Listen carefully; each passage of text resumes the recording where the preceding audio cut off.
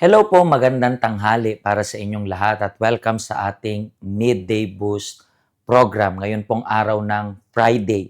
And as you know, tayo po ay merong importanteng topic na pinag-uusapan since nung Monday pa. And ngayon na po yung part 5 ng ating pinag-uusapan, 5 paraan ng pakikipag-usap ng Diyos sa atin.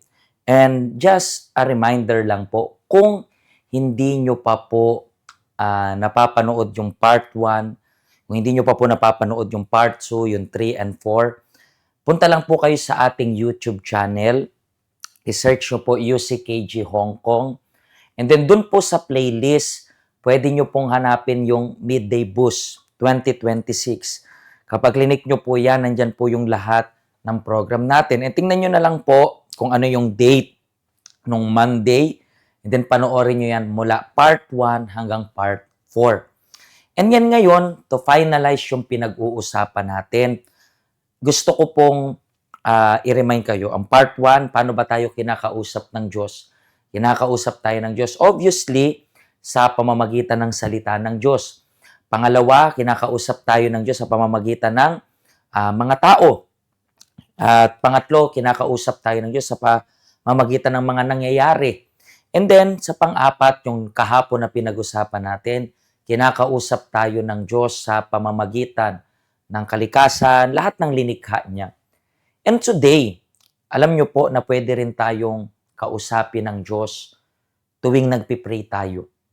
As you know, ang prayer ay pakikipag-usap natin sa Diyos.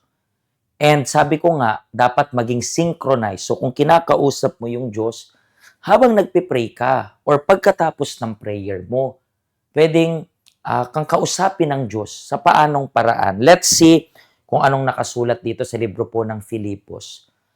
Huwag kayong mag-alala sa anumang bagay.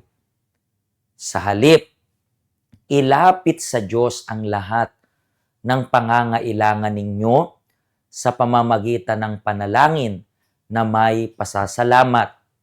Kapag ginawa nyo ito, bibigyan kayo ng Diyos ng kapayapaan na siyang mag-iingat sa puso ninyo at pag-iisip. Dahil kayo'y na kay Kristo Jesus.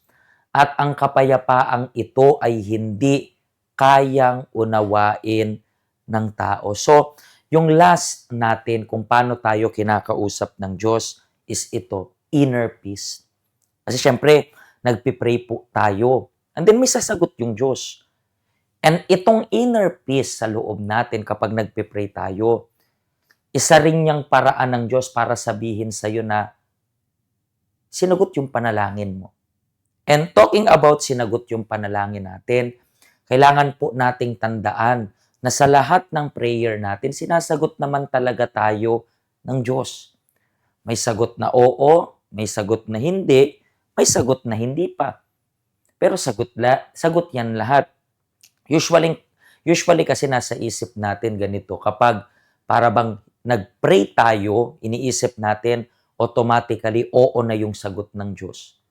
Kaya minsan, nagtatampo ka sa Diyos, pero itong peace na binibigay sa atin sa loob ng Diyos, oo o hindi pa man yung sagot ng Diyos, meron kang inner peace.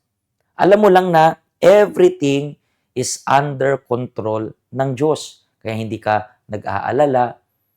That's the reason why. Do not ever, halimbawa, alam nyo po na ang daming nag-aas ng mga advices sa atin. And then usually, sinasabihan ko sila, mag-pray ka muna bago ka mag-decide.